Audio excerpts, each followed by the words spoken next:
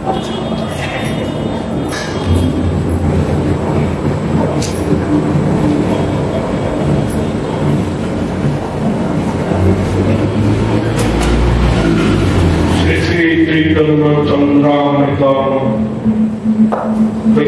প্রবাহ স্তব প্রথম শ্লোক থেকে 7টি শ্লোকে গ্রন্থকার স্তব করেছেন চৈতন্য চন্দ্র।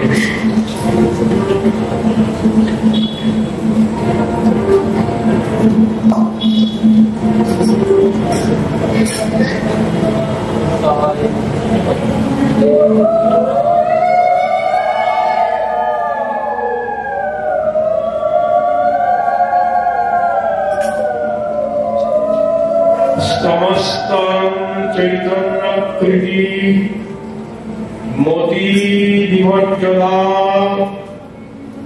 পরমাদ্ভুত দর্শন বৈজ্ঞম ব্রজপতি কুমারম রসিকম বিশুদ্ধ সপ্রেমন্মদ মধুর পীযুষ লহরী প্রদাতু চাণিক্য পরপদ নবদ্বীপ প্রকটম।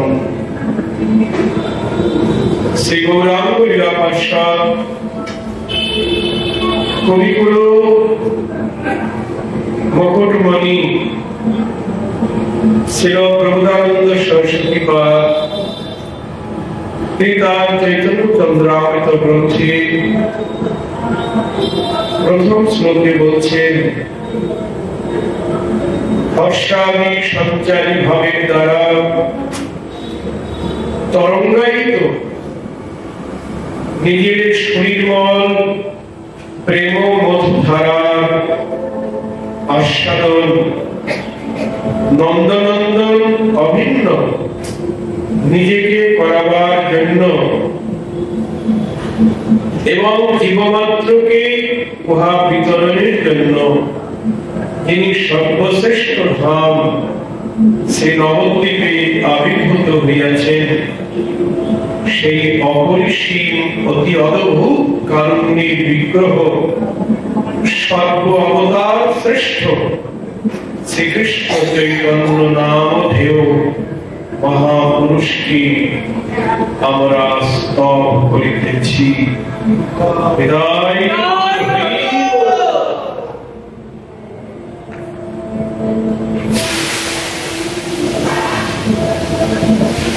চৈতন্য চন্দ্রামৃত গ্রন্থ এটা লিখেছেন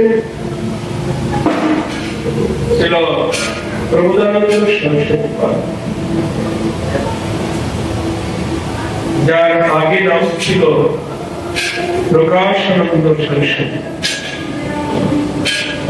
কাশীর সবচাইতে বড় পণ্ডিত ছিলেন, বেনারসের সবচাইতে বড় পণ্ডিত আজ থেকে 550 বছর আগের কথা। তিনি নিরাকার নির্বিশেষ ব্রহ্মজ্ঞানী ছিলেন। ভগবানের যে আকার আছে, বিগ্রহ আছে, এটা তিনি মানতেন না। তিনি ছিলেন নিরাকার নির্বিশেষ ব্রহ্মবাদী। ভগবানের কোন আকার নেই। যেমন যারা অহিন্দু তারাও নিরাকার বলে ভগবানকে বলে, ভগবানের আকার তেমনি আমাদের জ্ঞানমার্গের সাধক যারা, আমাদের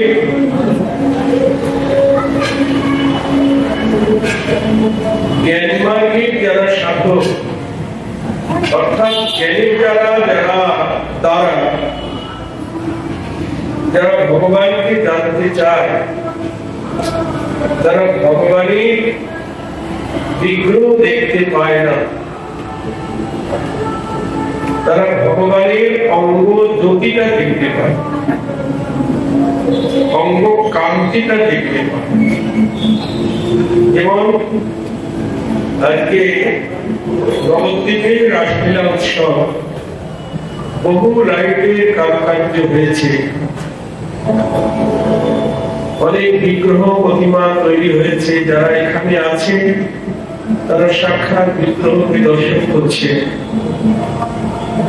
আর যারা এখান থেকে দূরে আছেন, গঙ্গার ওপারে আছেন, তারা বিগ্রহকে দেখতে পাচ্ছেন না। তারা এই জ্যোতি, এখানে যেমন লাইট জ্বালানো হয়েছে, লাইটের জ্যোতিটা উপর দিকে চলে গেছে, ওপর থেকে লাইটের জ্যোতিটা দেখতে পাচ্ছে।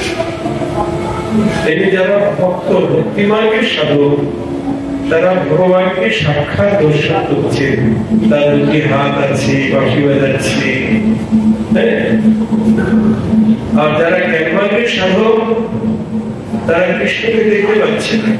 কৃষ্ণের অঙ্গে 6টা অঙ্গের জ্যোতিকে দেখতে পাচ্ছে অনেক দূর থেকে। ওই দেখে ওরা আগুনে আছে। জয় রাধে। জ্ঞানমার্গের সাধক তারা ভগবানের সাকার বিগ্রহকে মানে না। এই প্রকাশানন্দ সরস্বতী মহাপ্রভুকে বলেছিলেন যে কাশীপুরে না বিকাবে তোমার ভাবকারী। ভাবকারী মানে ভাবকে ধর্ম, প্রেমের ধর্ম। মহাপ্রভু কৃষ্ণ কৃষ্ণ বলে কাঁদছেন, হাসছেন, কাঁদছেন, নাচছেন, গাইছেন, প্রেমে হুঙ্কার দিচ্ছেন, গর্জন করছে, দোলায় গড়াগড়ি যাচ্ছে। প্রকাশানন্দ বলেছিলেন কাশীপুরে না বিকাবে তোমার ভাবকারী। তোমার এই ভাবকে ধর্ম এখানে বিক্রি হবে। জয় রাধে। সেই প্রকাশানন্দ সরস্বতী যখন আমার গৌর হরির কৃপা পেলে,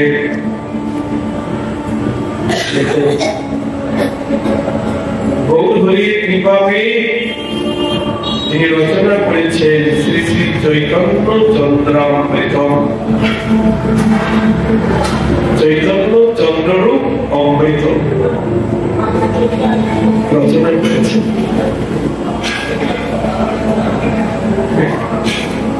তিনি বলছেন কি, হর্ষাদি সঞ্চয় ভাবের দ্বারা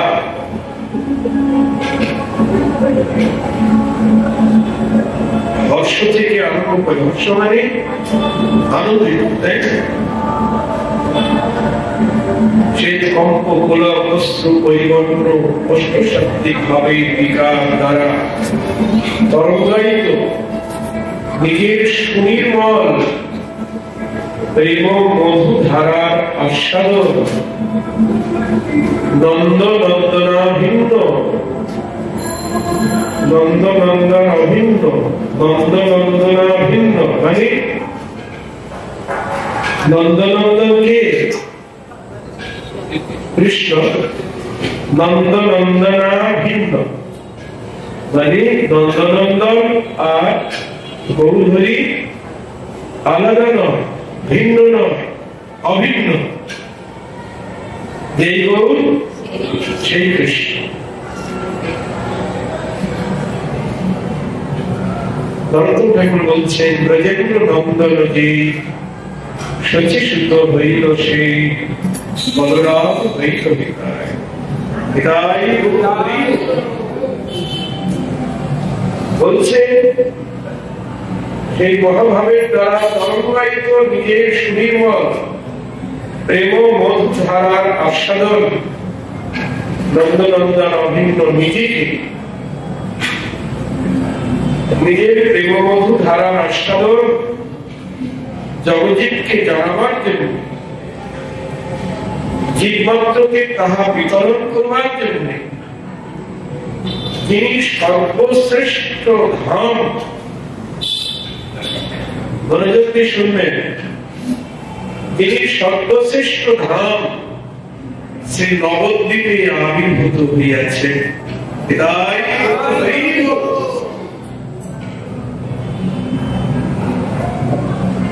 নবদ্বীপে আবির্ভূত হয়েছেন কে? আমার গৌর হরি কলিযুগ পাবন অবতার। কোথায় নাম অবতীর্ণ হয়েছে? সর্বশ্রেষ্ঠ ধাম শ্রী নবদ্বীপে। বৃন্দাবন দাস ঠাকুর চৈতন্য ভাগবতে বলছে, নবদ্বীপ হেন স্থান ত্রিভুবনে নাই, জহি অবতীর্ণ হলে চৈতন্য গোসাই। দেখুন বৃন্দাবন দাস ঠাকুর চৈতন্য ভাগবতে বলছে, নবদ্বীপের মতো জায়গা ত্রিভুবনে আর কোথাও নাই।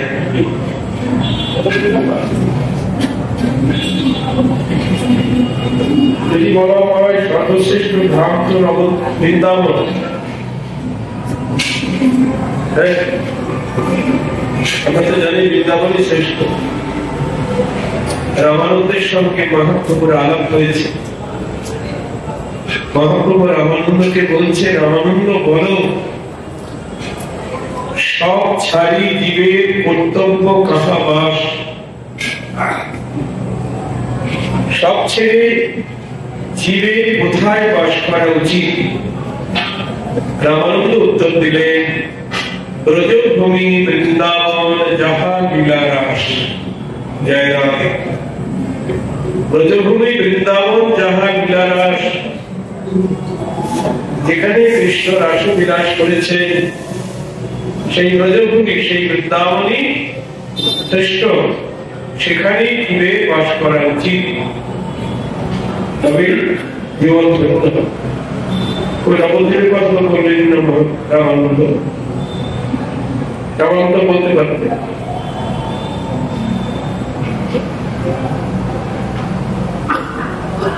কিন্তু বৃন্দাবন দাস ঠাকুর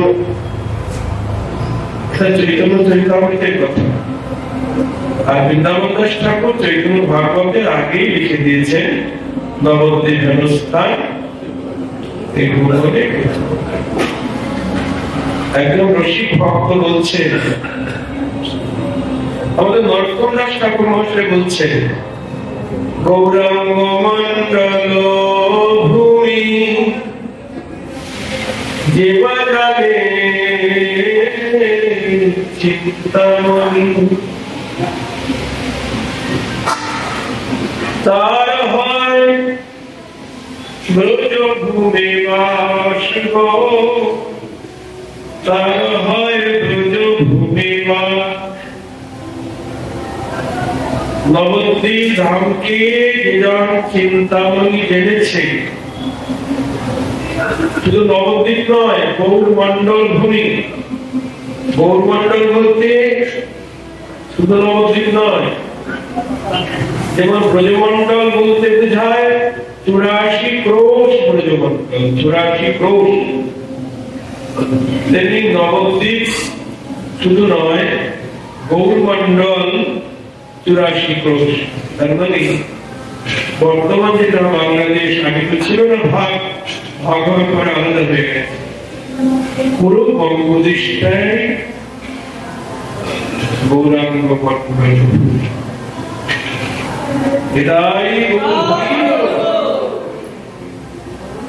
এই গৌরাঙ্গ মন্ডল ভূমি যেবা জানে চিন্তামণি, তার হয় ব্রজভূমি বাস।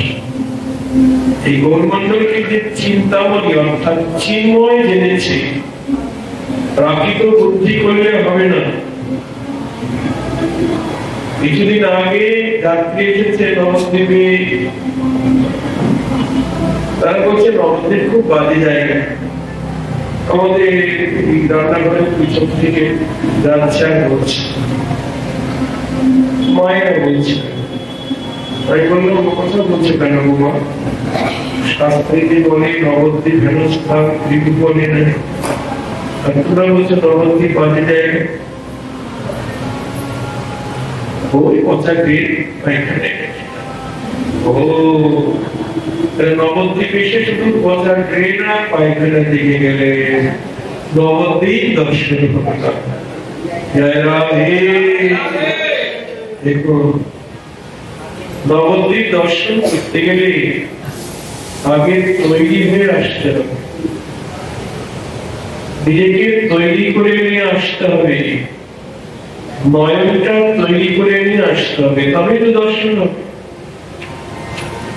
প্রাকৃত নয়নে দর্শন হবে না, প্রাকৃত নয়নে পচাটের পায়খানায় দর্শন হবে। এজন্য অপ্রাকৃত নয়ন চাই, গুরু কৃপা অঞ্জন নয়নে মাখাতে হবে। বৈষ্ণব গুরুর কৃপার অঞ্জন মানে কি? কাজল। কাজল দেখেন চোখ পরিষ্কার জন্য তো কাজলের চোখ পরিষ্কার। তেমনি গুরু কৃপার অঞ্জন নয়নে দিলে ওই যে গুরু প্রণামে বলা হলো না, ঠাকুরমশাই বলছেন অজ্ঞান তিমিরান্ধস্য, তারপর বললেন জ্ঞানাঞ্জন শলাকয়া চক্ষুরুন্মিলিতং দীন তস্मै শ্রী গুরবে নমঃ। যে গুরুদেব আমার অজ্ঞান রূপ অন্ধকার নাশ করলেন কি দিয়ে? জ্ঞান রূপ অঞ্জন আমার নয়নে দিলেন, দিব্য জ্ঞান বা কৃষ্ণ স্মৃতি জ্ঞান রূপ অঞ্জন নয়নে দিয়ে আমার অন্ধকার ঘুচিয়ে দিলেন। সেই গুরুদেবকে আমি প্রণাম করি। নবদ্বীপে এলে নবদ্বীপ দর্শন হবে না যদি যোগ্যতা না থাকে।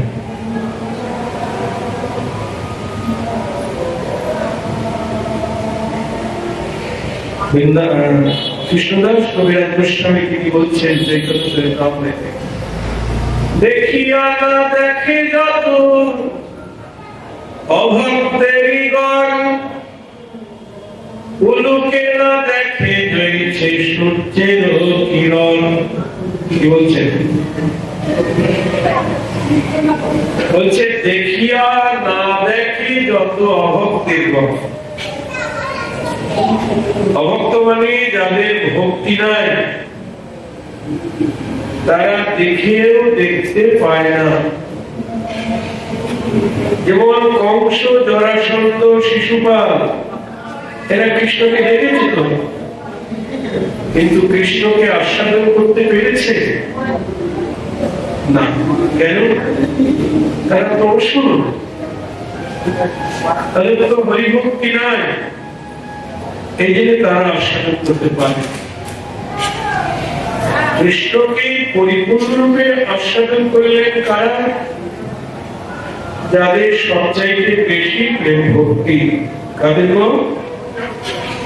ব্রজগোপী। যাদের যত প্রেম তাদের তত বেশি আস্বাদন। যার বেশি প্রেম তার বেশি আস্বাদন, যার কম প্রেম তার কম আস্বাদন, আর যার প্রেম ভক্তি নাই আস্বাদন নাই। এই জন্য শাস্ত্র বলছে দেখিয়া না দেখে যত অভক্তি। উলুকে না দেখে জ্বলছে সূর্যের কিরণ। উলুক মানে কি? পেঁচা। পেঁচা যেমন সূর্যের আলো দেখতে পায় না, দিনের বেলা বেরোয় না, মানে সূর্যের কিরণ সহ্য করতে পারে না। সন্ধ্যা লাগে তখন পেঁচা বেরোয়। তার মানে অন্ধকারে থাকতে ভালোবাসে, সূর্যের আলো সইতে পারে। তেমনি এই জগতে যারা অভিমানী, ভক্তিহীন, তাদের মতো নাই দিন, তারা দেখেও দেখতে পায়। ওই জন্য নবদ্বীপ দর্শন করতে গেলে, বৃন্দাবন দর্শন করতে গেলে আগে তৈরি হয়ে যেতে হবে। জয় রাধে। ঠাকুর তার প্রার্থনায় বলছে, আর কবে নিতাই চাঁদ করুণা করিবে, সংসার বাসনা কবে তুচ্ছ হবে। জয় রাধে। তাহলে কি বলছে, বিষয়ে ছাড়িয়া কবে শুদ্ধ হবে মন, কবে হবে হেরি বসে মধুর বৃন্দাবন। জয় রাধে। বিষয় ছাড়িয়া কবে শুদ্ধ হবে মন, মন শুদ্ধ না হলে বৃন্দাবনে গেলেও বৃন্দাবন দর্শন হবে। জয় রাধে। নবদ্বীপ এলেও নবদ্বীপ দর্শন হবে না, মন যদি শুদ্ধ না হয়। আগেকার দিনে তো মানুষ তীর্থে গেছে, বৃন্দাবন গেছে, নবদ্বীপ গেছে, তখন তো সব বিষয় ত্যাগ করে গেছে, তাই না? এখন তো আর বিষয় ত্যাগ নাই। সবচেয়ে বড় বিষয় কি? এইটাই। বৃন্দাবনে গিয়েও শান্তি নেয়। ফোন এসে গেল, এই আমার অ্যাক্সিডেন্ট, ব্যবসায় লোকসান,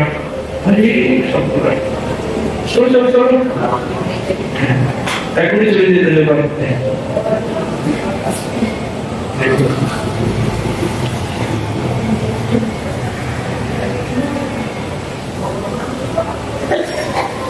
এটা ভালো, উপকার লাগে, কিন্তু আমার বদলের পক্ষে খুবই খারাপ। বিষয় ছাড়িয়া কবে শুদ্ধ হবে মন, কবে হবে হেরি বসে মধুর বৃন্দাবন।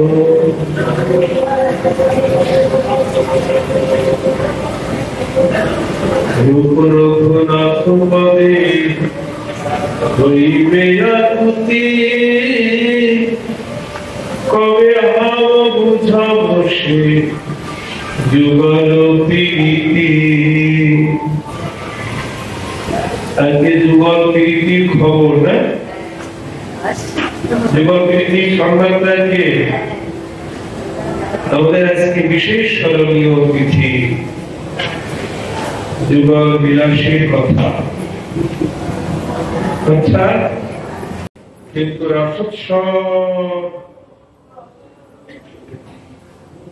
যারা রাসলীলা করেছে তাদের ছবি কি দেখা যাচ্ছে নবদ্বীপে? তাদের তো আমরা দেখতে পাচ্ছি না, যারা রাসলীলা করেছে। রাসলীলা মানে রাধা কৃষ্ণ চতুর্দিকে সখীবৃন্দ থাকবে, সখীরা থাকবে, তবে তো রাসলীলা হবে। এখানে সব জায়গায় শুধু অসুরও আছে, মা দুর্গা আছে, সিংহ আছে। যারা রাসের নায়িকা তাদের খবর নেই। যাই হোক, আমরা আজকে এই যে কবে হাম বুঝব সে যুগল প্রীতি, রাধা কৃষ্ণের যে প্রীতি, এটা আমরা কবে বুঝব? রূপ রঘুনাথ পদে হইবে আকুতি, কবে হাম বুঝব সে যুগল প্রীতি। রূপ রঘুনাথ মানে শ্রী উপাসনাতন ভক্ত রঘুনাথ, শ্রীজি গোপাল ভক্ত দাস রঘুনাথ। এই ছয় গোসাই যবে করুণা করিবে, ব্রজে রাধা কৃষ্ণ সেবা অবশ্যই। তাদের করুণা হলে তবেই আমরা বুঝব, তবে আমরা জীবনের সেবার অধিকার পাব। তাদের করুণা না হলে আমরা বুঝতে পারব না।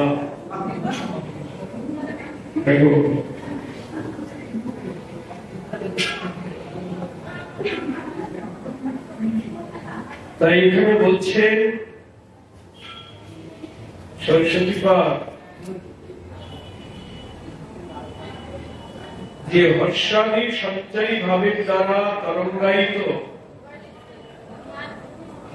নিজের সুনির্মল প্রেমমধু ধারার আস্বাদন, অর্থাৎ নিজেকে আস্বাদন করাবার জন্য এবং জীবমাত্রকে তা বিতরণের জন্য যিনি সর্বশ্রেষ্ঠ ধাম নবদ্বীপে আবির্ভূত হইয়াছেন, সেই অপরিসীম অতি অদ্ভুত কারুণ্যের বিগ্রহ, কারুণ্যের বিগ্রহ মানে করুণার বিগ্রহ, সর্ব অবতার শ্রেষ্ঠ শ্রীকৃষ্ণ চৈতন্য নাম ধেয় মহাপুরুষ কি আমরা স্তব করি।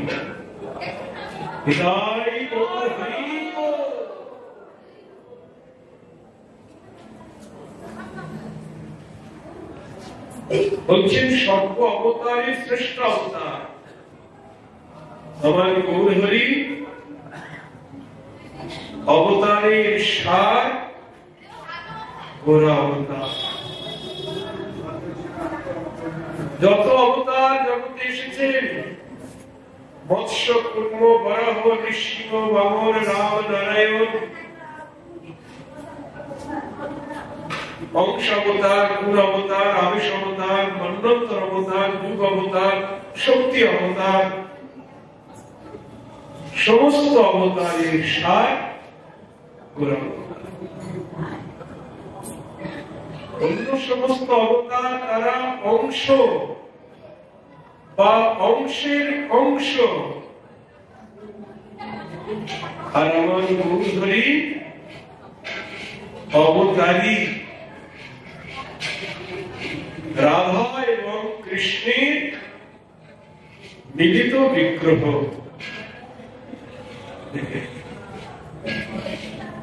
লীলা পুরুষোত্তম শ্রীকৃষ্ণ আর গৌরহরি হলেন প্রেম পুরুষোত্তম।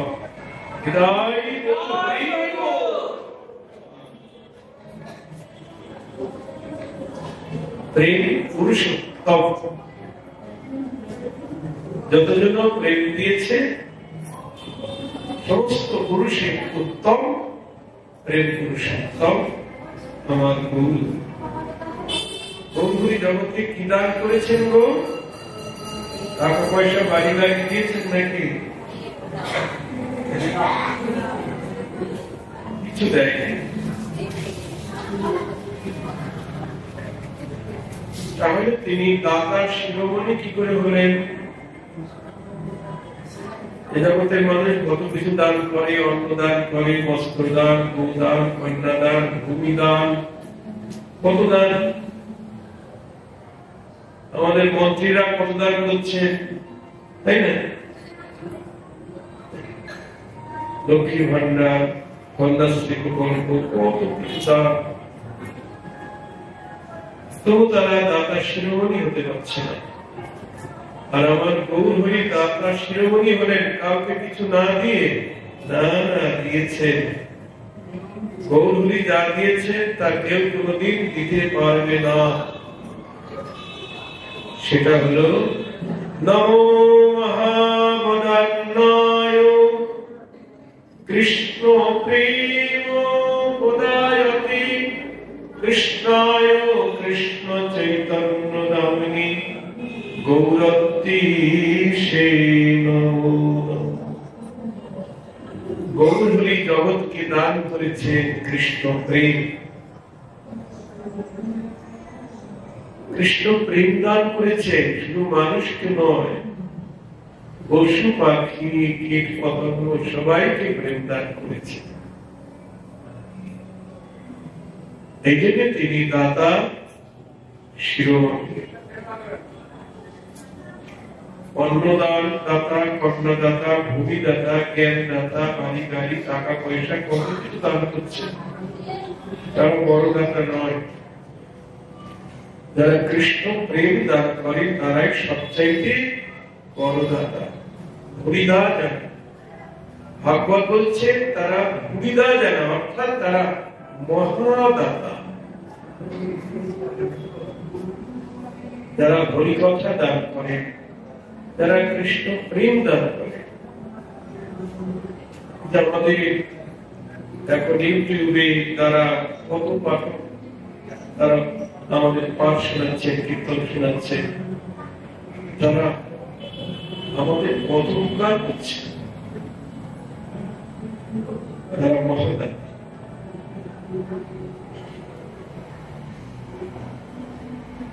তব কথামৃতম তত্ত্ব জীবনম কবিবির্গীতম কল্পশপহম শ্রবণমঙ্গলম শ্রীমদাততম ভুবি গৃহন্তি মুনিদাননা। ব্রজগোপীরা গোবিন্দকে বলেছিলেন, হে গোবিন্দ, তোমার কথা যারা দান করে তারা ভূমিদা জানা। শ্রবণ মঙ্গল, যে কথা কানে শুনলেই মঙ্গল।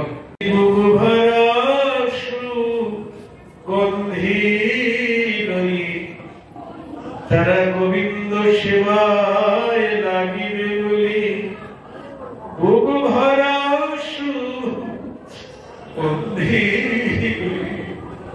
লতায় লতায় পুষ্প ফুটে উঠেছে,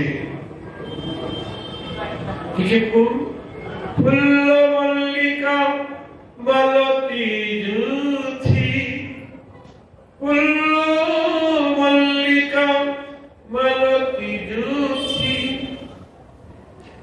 তাহে মত্ত মধুকর ভরণী।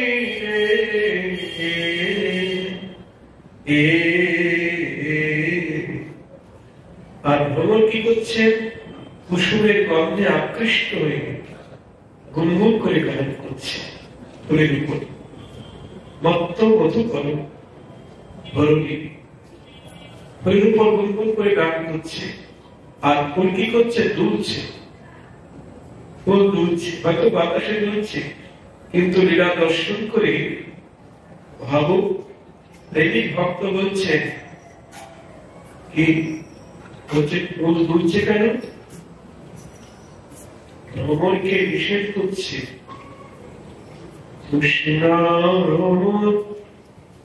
আজের নিশীথে আমায়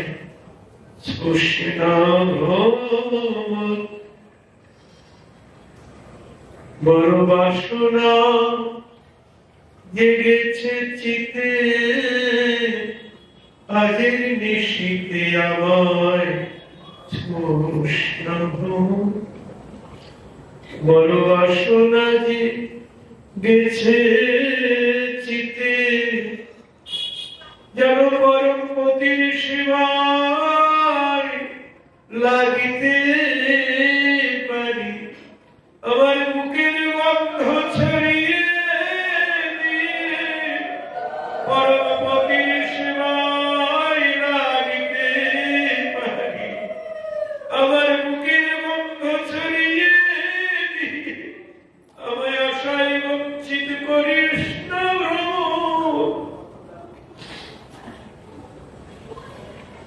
ফুল্ল মল্লিকা মালতী জুথি, মত্ত মধুকর ভরণী।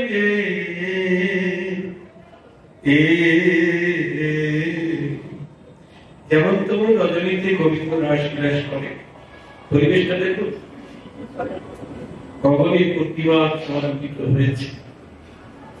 বৃন্দাবনের কি শোভারে ভগবান মন্ডলে অখণ্ড প্রতিমার জন্য উদিত হয়েছে। আর বনে বনে ফুল্ল মল্লিকা মালতী জুথি, নানাবিধ পুষ্প সকল বুক ভরা মধু নিয়ে পুষ্পিত হয়েছে। ভ্রমর গুনগুন স্বরে গান গাইছে, বৃক্ষ শাখে বসে কোকিল কোকিলা মধুর স্বরে রাধা কৃষ্ণের লীলা গান গাইছে, আর ময়ূর ময়ূরী প্রেক্ষম তুলে নিস্তার নৃত্য করেছে। ভাটি যমুনা যার পথে বয়ে চলেছে, জাত জীবমাত্রিক প্রাণী আজ না জানি কি এক অজানা আনন্দের হিল্লোল বয়ে চলেছে। হেন আনন্দপূর্ণ রজনী দেখেছে, হেরো তুমি রাতি ওই ছাড়ো ভাতি শ্যাম মদনে মাতি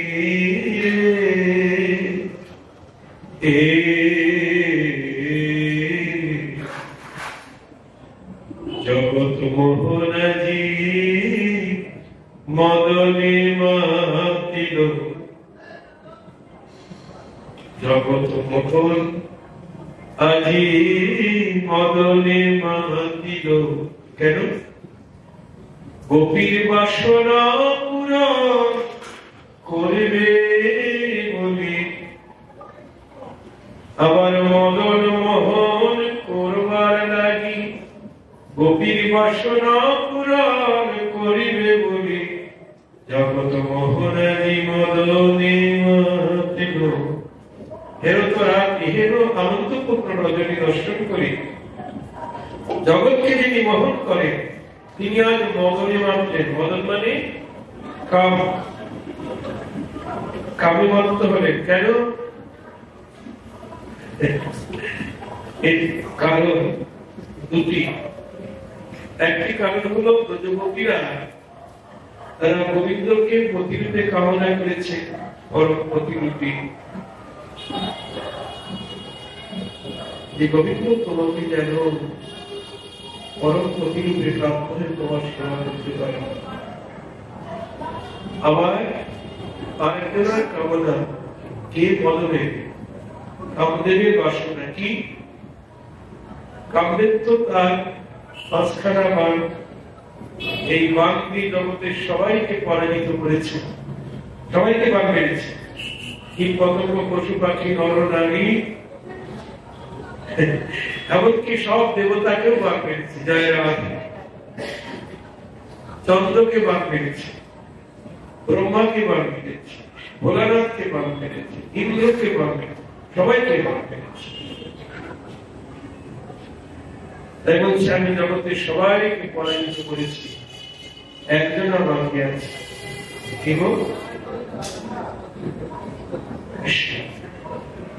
তাকে যদি পরাজিত করে করতে পারি সর্বত্র আমার বিজয় ঘোষিত হবে।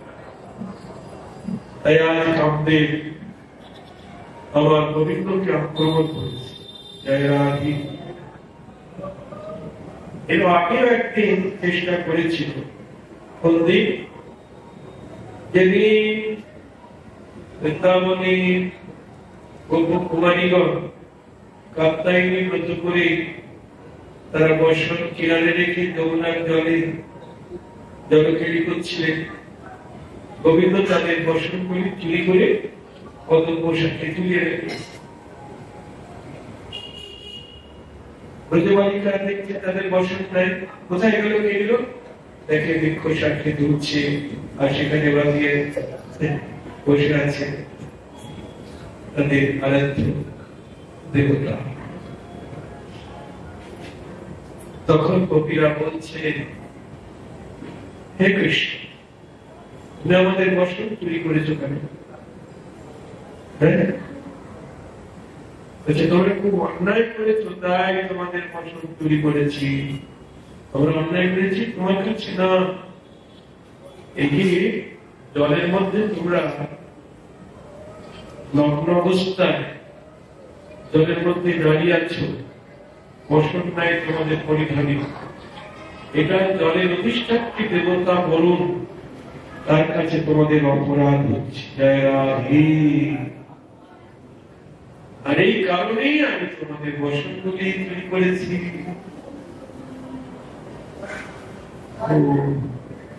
তোমরা তো জানি না ঠিক আছে, আর কোনোদিন করবো না, হাতে তুলে বলছে আর কোনোদিন করবো না।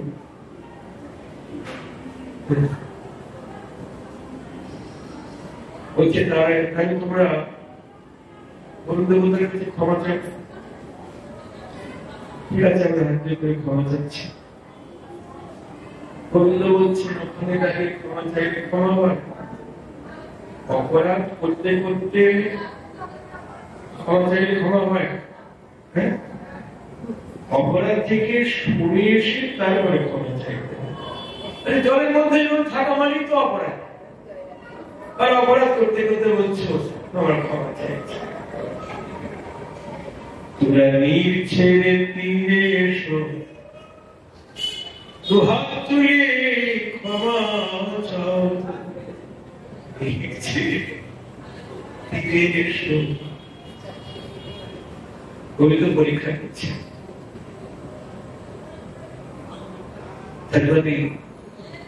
তারা তো গোবিন্দকে প্রতিরূপে কামনা করেছে, তাই পতির কাছে তো পুরোপুরি নিজেকে সমর্পণ করতে হয় নাকি? না কিছু বাকি রাখলে চলে? চলে? গোবিন্দ পরীক্ষা করছে, তোমরা যে আমাকে প্রতিরূপে চেয়েছ, কতটা তোমার আমাকে সময় দিয়েছ, এটা তার মনের কথা। ওদের সুন্দরী ভাবছে তাকে মা কাত্যায়নের কাছে প্রতিরূপে কামনা করেছে, এ তো তারই সম্পত্তি। তখন তারা কিনারে উঠে দাঁড়াবে, তখনই গোবিন্দ বললে পরীক্ষায় উঠবে। তখন কামদেব ভেবেছিল আজকে তো কৃষ্ণ গোপীর সঙ্গে মিলিত হবে, আমি বার মারবো, ভাগ্যের পরাজিত করবো কৃষ্ণকে। গোবিন্দ বললে আজকে তো তোমাদের সাজ পূর্ণ হবে না, আগামী শরৎকালীন পূর্ণিমা রাত্রিতে আমাদের সাজ পূর্ণ হবে। কামদেব ভাবল যা বলবো না, ঠিক আছে, আমি অপেক্ষায় রইলাম শরৎকালীন পূর্ণিমা রাত্রি। আজকে সেই শরৎকালীন পূর্ণিমা রাত্রি কামদেব এসে গেছে। এসে কোথায় হাজির? গোবিন্দের মনে। কামদেবের জন্ম হয় কোথায়? কামানে কামনা কোথায় জন্মে? আগে কামদেবের দেহ ছিল, কিন্তু দেহ হারিয়ে ফেলেছে। যেদিন ভোলানাথকে বান মেরেছিল, সেদিন ভোলানাথ তাকে ভস্ম করে দিয়েছে। তখন কামদেবের পত্নীর অতি কাঁদছিলেন, হে ভোলেনাথ, আমার স্বামী না থাকলে আমি কিনে থাকবো। তখন ভোলেনাথ বললেন, যা, তোর স্বামী থাকবে কিন্তু ওর দেহ থাকবে। সেই থেকে কামদেব হয়ে গেলেন অনঙ্গ। অনঙ্গ মানে যার অঙ্গ নাই, অতনু, যার তনু নাই, তনু মানে দেহ, অথচ আছে। কামদেব আছে, আমাদের সবার মনে কামদেবের জন্ম, কামনার জন্ম। গোবিন্দের ভিতরে কামদেব হাজির হলে শ্যাম মোহন মদনে মাতৃকে, মদনে মত হলে গোবিন্দ বলছে, মদন তুমি এসেছ, আচ্ছা আমার সাথে যুদ্ধ করবে, ঠিক আছে, একটু অপেক্ষা করো, আমি রথ আগে নিয়ে আসি। রথ না হলে কিসের সাথে যুদ্ধ করবো বলে? রথ। কৃষ্ণকে বৃন্দাবনে রথে চড়ে যুদ্ধ করেছেন? করেছেন? করে নাই, কারণ কারায় করেছে, মথুরায় করেছে, কুরুক্ষেত্রে করেছে। বৃন্দাবনে তো রথে চড়ে যুদ্ধ করে নাই। বলছেন তো আমি রথ নিয়ে আসি। হ্যাঁ, বৃন্দাবনে রথে চড়ে যুদ্ধ করেছে। রথের পরিচয় আপনাদের শোনাচ্ছি। চরি গোপীর মনোরথে, মনোরথে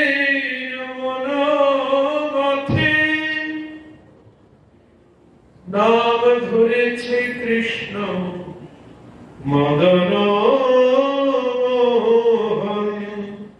জয় রাধে।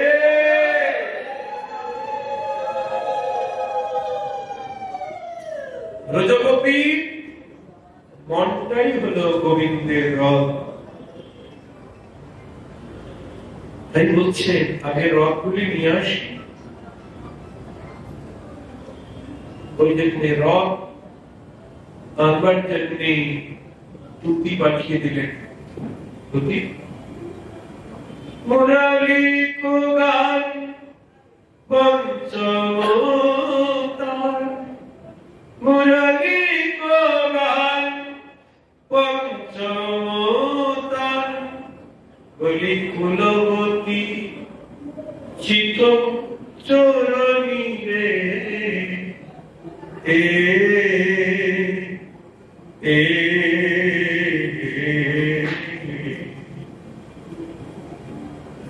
মুরলি লয়ে গান করিল,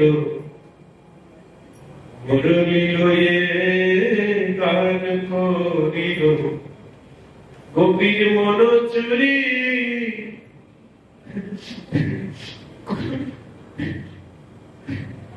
করিলে, মুরলি লয়ে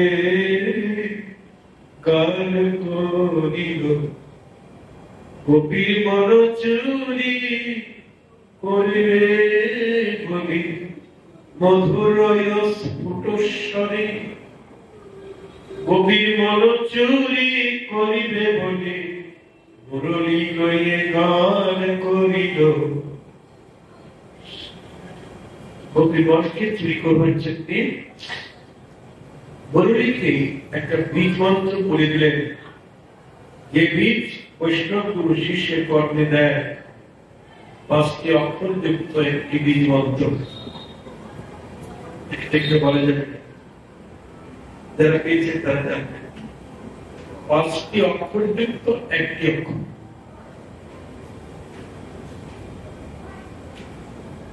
এই মন্ত্র করে দিলেন, আর ওই ধ্বনি ধ্বনিত হয়ে কবির কানে, আর কানে বাজার সঙ্গে সঙ্গে কবির মন চুরি হয়ে গেল, রথ চুরি করে দিলেন। মন যদি চুরি হয়ে যায় আর কি দেহ থাকতে পারে?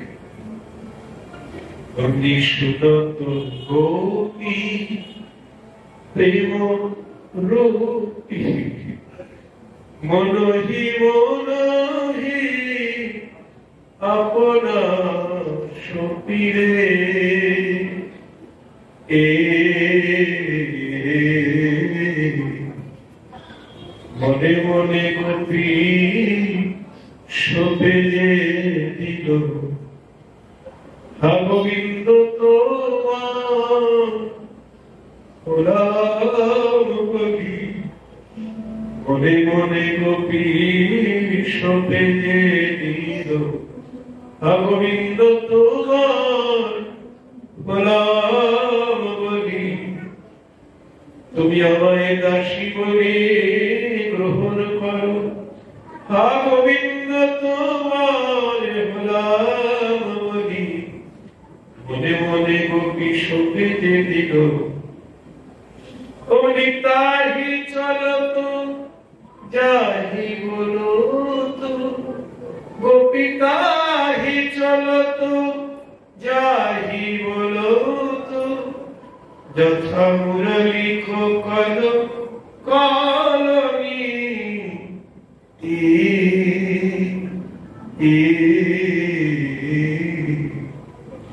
অনুরাগে গোপী ধেয়ে চলিল, কৃষ্ণ অনুরাগে গোপী ধেয়ে চলিল, হা গোবিন্দ দেখা দাও বলি, কৃষ্ণ অনুরাগে গোপী ধেয়ে চলিল। যখন গোপী অভিষেক হয়ে যাচ্ছে, তাদের দশাটা কেন? বিছুরি কেহ নিজ হৃদে এক নয়নে কাজল পুরে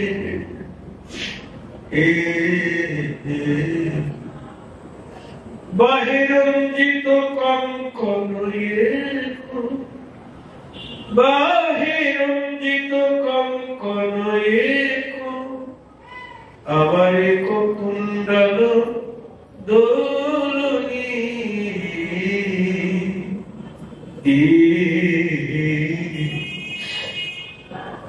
এক কুণ্ডলে ভেঙে চলিল এক নয়নে কাজল পরি এক কুণ্ডলে ভেঙে চলিল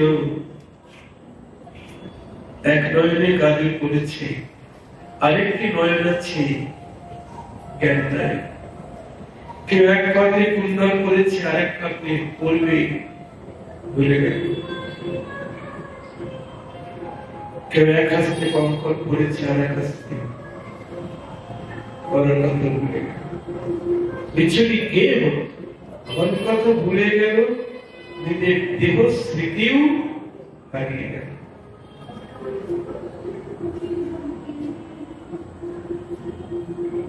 কোন গোপী নয়নের কাজল চরণে পড়িল চরণে রান্তা নয়নে পড়িল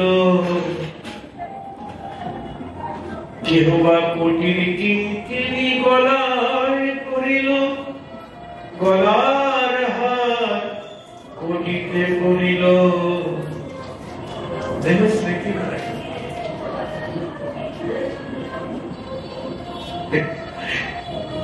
ব্রহ্মান্ডিনী হয়ে গেছে পাগলি হয়ে গেছে গোবিন্দের গৌরবিক ধ্বনি শোনামাত্র মন তো চুরি হয়ে গেছে মন গোবিন্দ চুরি করে নিয়ে চলে গেছে মন তো নাই এখানে মন থাকলে তো এগুলি থাকবে আমার হাত আছে আমার কঙ্কন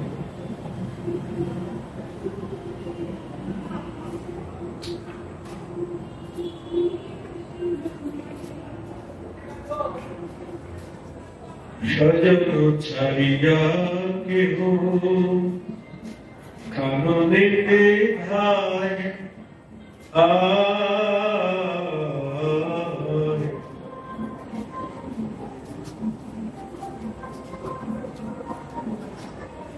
বয় পানি শিশু ফেলি কোন গোপী ধায়নে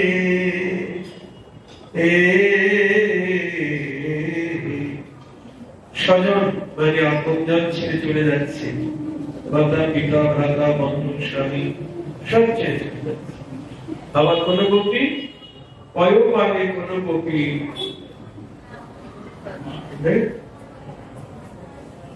পয়োপানে শিশু ফেলি কোন গোপী নয় কোন গোপী শিশুকে কোলে নিয়ে দুগ্ধ পান করাচ্ছিলেন এমন সময় গোবিন্দের মাসি এসে যখন কানে বাঁধিল ওই ধ্বনি প্রেমী অঙ্গ অবশ হয়ে গেল কোল থেকে শিশু ভূমিতে পড়ে গেল অনুরাগে গোপী ধেয়ে চলিল কোলের শিশু ভূমে ফেলি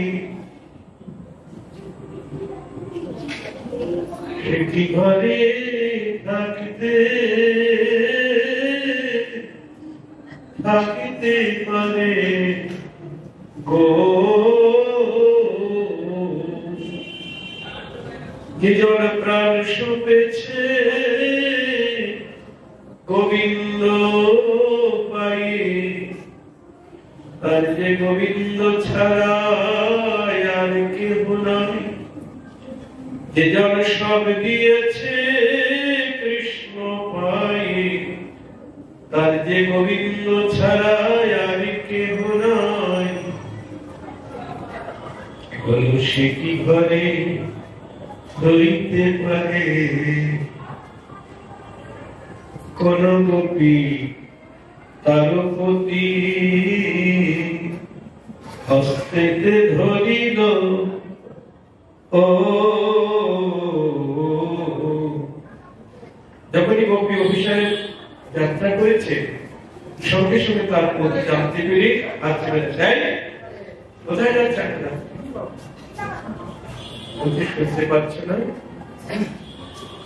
আমার স্বামী আমার কাম করছে আমার প্রতি আমায় রাখছে বললি আমি ছাড়া তোর আগে বলি আছে ভ্রষ্টা কোনটা এইভাবে প্রতিদিন যে আমাকে ফাঁকি দিয়ে সেখানে যাওয়া হয় না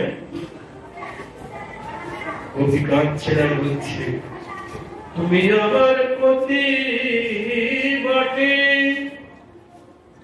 কিন্তু প্রতি হে তুমি হলি আমার এই দেহপতি তুমি হলি আমার কুলপতি কিন্তু আমার পরম পতি গোবিন্দ আছে জয় রাধে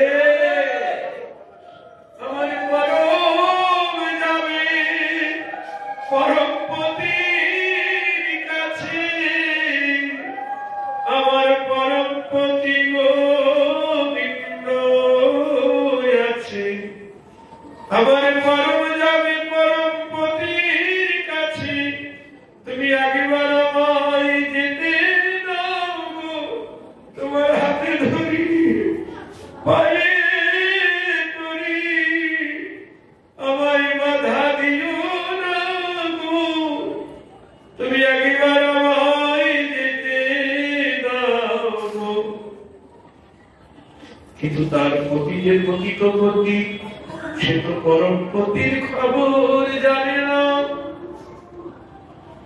তাই সেই গোপীকে গৃহবন্দী করে রাখলো ভেতরে রেখে বাড়ি থেকে শিকল তুলে দিল গোপী তখন অভিসারে দিতে না পেরে ধুলায় গড়াগড়ি দিয়ে কাঁদছে বলছে তুমি একবার আমায় দেখা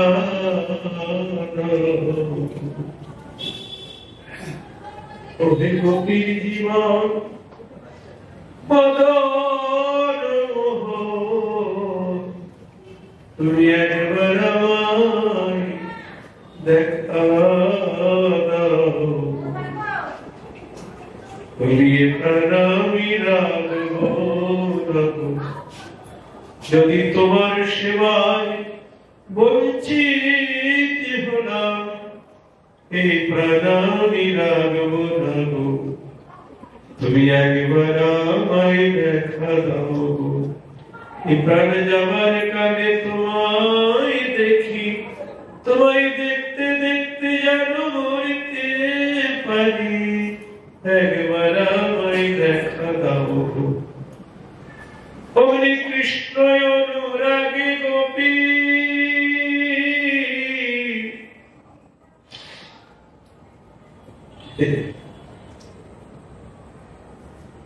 কৃষ্ণ অনুরাগে গোপী পরাণতে জিল কৃষ্ণ অভিসারে যেতে না পেরে গৃহ অবরুদ্ধ হয়ে প্রাণ ত্যাগ করলেন প্রাণ ত্যাগ করে দেহ ত্যাগ করলেন দেহ ত্যাগ করে প্রাণটা চলে গেল কোথায় গোবিন্দের চরণে কবি বলছে সকল গোপীর আগে পাইল সেহ রামা গোবিন্দ দাস কহে কি দিব উপমা সকল গোপীর আগে ওই গোপী চলে গেল গোবিন্দের চরণে জয় রাধে সমস্ত গোপীরা অভিষেক করে আসলেন গোবিন্দের কাছে গোবিন্দ তাদের দেখে বলছেন স্বাগতম ভূ মহাভাগা হে মহাভক্তবতী ক্ষীণতরী সুন্দরীগণ তোমাদের স্বাগত জানাচ্ছি এসো তা তোমরা এত রাত্রে এখানে কি জন্য এসেছো বলো তো কহে গোপী কি সে লাগি গহন বলিলে মাতর পিতর পুত্রা ভাতয় পতস্তব তপস্যন্তি মা কিট্ঠম কৌহে গোপী কিসের লাগি গহন মহিরে মাতর পিতর পুত্র ভ্রাতয় পতস্তব তপস্যন্তি। বলে যাচ্ছি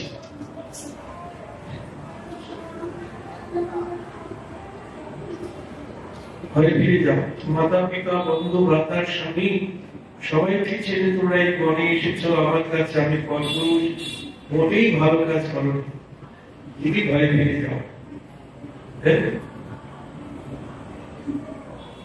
ঘরে ফিরে গিয়ে আপন আপন প্রতিসেবা করো, ওটাই সবচেয়ে বড় ধর্ম।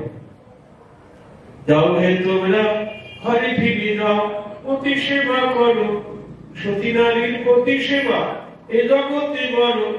জানেন তো ঘরে ফিরে যে প্রতিসেবা এটাই বড় ধর্ম। গোপীরা কোনো কথা বলতে পারছে না, শুধু মাথা নিচু করে কাঁদছে, চোখের জলে ভরণী ভেসে যাচ্ছে, মনে মনে বলছে। গোপীর দশা কেমন হয়েছে জানেন? যেমন ধরুন মনোচোখ, মনোচোখ চিত্তচোখ, সেই চোখ ধর্ম উপদেশ দিচ্ছে। গোপী বলছে ওই লক্ষণ তোমার ধর্ম উপদেশ বন্ধ কর, লজ্জা করে না? তুমি এখনো পরম ধার্মিক হয়ে ধর্ম শিখাও হে। চোরের মুখে ধর্মের কাহিনী শুনে যে পায় হাসি, পরম ধার্মিক হয়ে ধর্ম শিখাও হে। কুলরমণী মজারে যখন বাঁশিবাজি, ধর্ম ছিল কোথা, পরম ধার্মিক হয়ে ধর্ম শিখাও হে। বুকে মেরে সানা চাকু ঘা দাও হে নুনের ছিটে, পরম ধার্মিক হয়ে কপট কালিয়া চতুরের শিরোমণি এখন পরম ধার্মিক হয়ে ধর্ম শিখাও হে। বেহায়া নিরজ্জ কপট সব প্রবঞ্চক ধৃষ্ট, মানে গালির মধ্যে একটাও বাকি নেই। আচ্ছা রাগ হচ্ছে, রাগ হচ্ছে, গোবিন্দের রাগ হচ্ছে, হচ্ছে না? কি হচ্ছে? ভালো লাগছে? প্রিয়া যদি মান করি করয়ে বৎসন, বেদ স্তুতি হইতে হরি মোর। শাসন করা তাই সাথে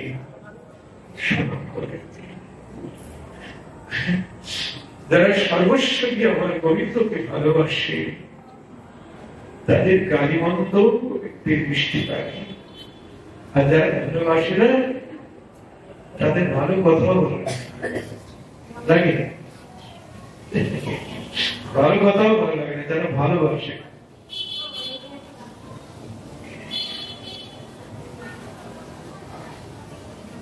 তুমি আমাদের ঘরে ফিরতে বলছো, বাড়ি যেতে বলছো, কে বাড়ি যাবে? এই খাঁচাটা, এই ড্রাইভারকে তুমি আটকে রেখেছো, এই দেহের যে চালক তুমি তাকে আটকে রেখেছো, তাকে ফিরিয়ে দাও, আমরা চলে যাই। কে? তোমাদের মন, মনটাকে আটকে রেখেছো, মনটা ফিরিয়ে দাও, আমরা চলে যাই। জায়গা তোমার যাবে, তোমাদের জন্য আমি কি করতে পারি? তো হে সবই তো দেহ তোমার রস পাব, তোমার পদ ছড়ি মোরা কিবা কোথায় যাব, বল কোথায় বা যাব হে। এ গোবিন্দ তোমার চরণ ছেড়ে আর কোথায় বা যাব হে।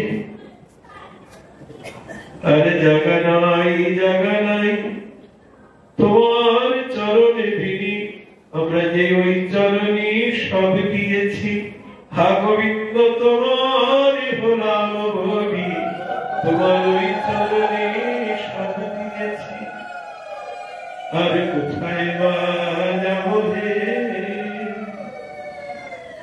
তো হে সবিত দেহ তোমার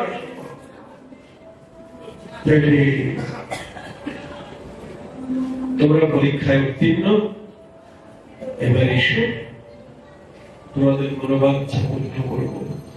যত গোপী এসেছে কৃষ্ণ তত রূপ ধারণ করি। এবার মন্ডলী পাকালে যেমন আমাদের মালা থলিতে আছে 108টা গুটি, ওই 108টা গুটি মানে 108 জন গোপী, আর 2 গুটির মাঝখানে গীত আছে না, গীত আছে, ওইগুলো কৃষ্ণ। ওরা যখন জপের মালা ঘুরাচ্ছি না, ওরা রাস হচ্ছে, জয় রাধে। মালার ধ্যান মন্ত্র আছে, ত্রিভঙ্গ ভঙ্গিম রূপম বেণুরন্ধ্র করাঞ্চিতম গোপী মণ্ডল মধ্যস্থম শোভিতানন্দ। গোপী মণ্ডলের মাঝখানে গোবিন্দ সভা হচ্ছে, রাস হচ্ছে। যত গোপী তত কৃষ্ণ হয়ে এবার নৃত্য আরম্ভ করলে মাঝখানে আমার আদর্শ নৃত্য হচ্ছে।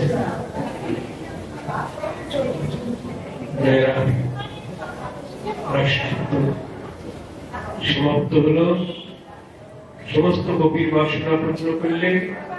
তারপর রাধা কৃষ্ণ উভয়কে নাচালেন। তারপর রাধা কৃষ্ণ যুগল নৃত্য করলেন। শ্যাম সঙ্গে রঙ্গে রাধা বিনোদিনী রায়, সব সঙ্গে বিনোদিনী রায় নৃত্য করছে। আমরা তো যুগল সেবার অভিলাষী, যুগল রূপ দর্শন করতে ভালোবাসি। তাই রাসলীলা এত বড় কীর্তন সামান্য সময় গাওয়া যায়, তারপরে দোকান বাড়ি এখানে আজকের মতো আমরা কথা বিশ্রাম দিচ্ছি।